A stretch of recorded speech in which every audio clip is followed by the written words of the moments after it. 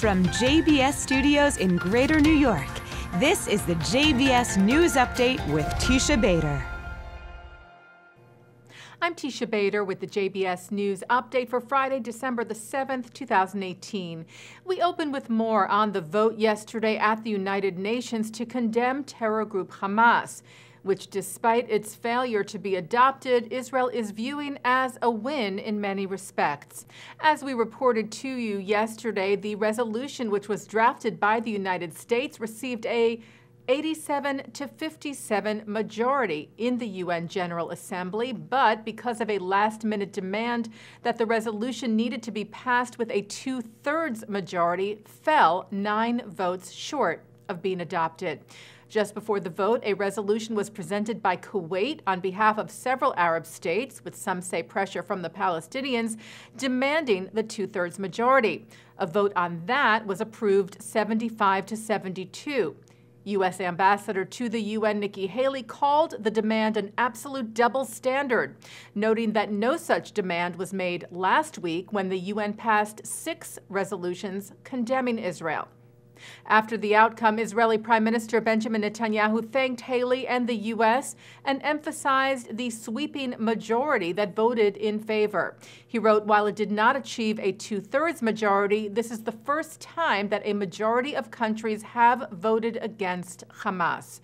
Jewish organizations also lauded the show of support, but at the same time expressed their outrage at the ultimate failure at the UN. CEO of the Anti-Defamation League, Jonathan Greenblatt, wrote, "It's shameful many member states chose to support Hamas's terror and hate." CEO of the American Jewish Committee, David Harris, wrote, "Too many morally challenged nations stood with terrorists, not their victims." And President of the World Jewish Congress, Ronald Lauder, said the vote is just the latest example of the anti-Israeli bias and double standards that run rampant throughout the international community. Meanwhile, U.S. President Donald Trump said today that he will nominate State Department spokeswoman Heather Nauert to be the next U.S. ambassador to the United Nations, to replace Ambassador Haley, who announced in October that she would leave the position at the end of this year. The Times of Israel reports that Israel's ambassador to the UN, Danny Danon, welcomed the choice, saying Nauert has stood behind Israel in her previous positions, and I have no doubt that the cooperation between our countries will continue to strengthen during her term. UN peacekeeping force in Lebanon, UNIFIL, confirmed yesterday the existence of the first tunnel discovered by the IDF that infiltrates into Israel.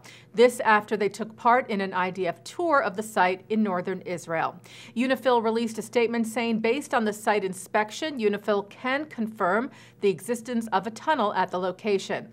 Accordingly, UNIFIL is now engaged with the parties to pursue urgent follow-up action, saying it will speak with Lebanese officials about the matter, but falling short of stating that it was Lebanese terror group Hezbollah that had dug the tunnel. And at Israel's border with Gaza today, some 10,000 Palestinians took part in riots at the border fence, with some burning tires and throwing rocks and firebombs at IDF soldiers, who responded with tear gas and live fire when necessary. The Hamas-run Gaza Health Ministry said that 33 Palestinians were injured. Israel's chief Ashkenazi Rabbi David Lau lit Hanukkah candles at the Polish parliament this week. Lau, whose father and former chief rabbi Yisrael Meir Lau was a Holocaust survivor. His son said Wednesday night, "For me, this represents a closing of circles. Most of my family," Lau said, "perished on this country's soil, but today I am illuminating the darkness with these Hanukkah candles and thus perpetuating our glowing Jewish heritage." Lau said this was the first time that a chief rabbi of Israel has lit Hanukkah candles at a public event in Poland. And earlier this week, New York City's Empire State Building said it was lighting up for the holiday. With a tweet Tuesday evening, "We're turning into NYC's largest menorah by glowing in blue and white with a flickering candle in our mast for the next 5 nights in honor of Hanukkah." Well, the nominations for the Golden Globe Awards were announced yesterday. The Hollywood Foreign Press's picks include many Jewish artists, including Rachel Weisz, nominated for Best Supporting Actress in The Favorite, Timothée Chalamet for Best Supporting Actor in the film Beautiful Boy. Composers Justin Hurwitz and Mark Shaman were nominated for Best Original Score for First Man and Mary Poppins Returns, respectively. Best Original Song has 2 Jewish nominees as well, Mark Ronson for co-writing Shallow from A Star is Born, and Troye Sivan for Revelation from Boy Erased. Alex Borstein was nominated for the Jewish-themed The Marvelous Mrs. Maisel, which received its own nomination as well. Alison Brie for Glow, Deborah Messing for Will and Grace, Sacha Baron Cohen for Who is America, and Henry Winkler for his work in Barry. The Golden Globes will be held on January the 6th. Taking a look now at our programming for tonight on JBS. For Friday, December the 7th, live Shabbat services are coming up at 6 o'clock, followed by musical performances from David Broza, Ron Eliran, and Peter Yarrow. At 8 tonight, Jewish comics Jackie Hoffman and Judy Gold explore Jews and the American Punchline from the 92nd Street Y. At 9, it's the film Israel Inside. At 10, Harvard professor Dan Gilbert talks about happiness. And at 10:30, it's Muzika with Israeli singer Carolina. And coming up right after this newscast tonight at 5:30, join Mark Golub in lighting the 6th candle on the menorah for Hanukkah with Israeli celebrity chef Gil Chovav.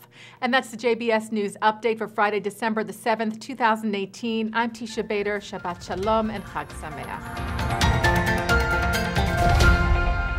Did I?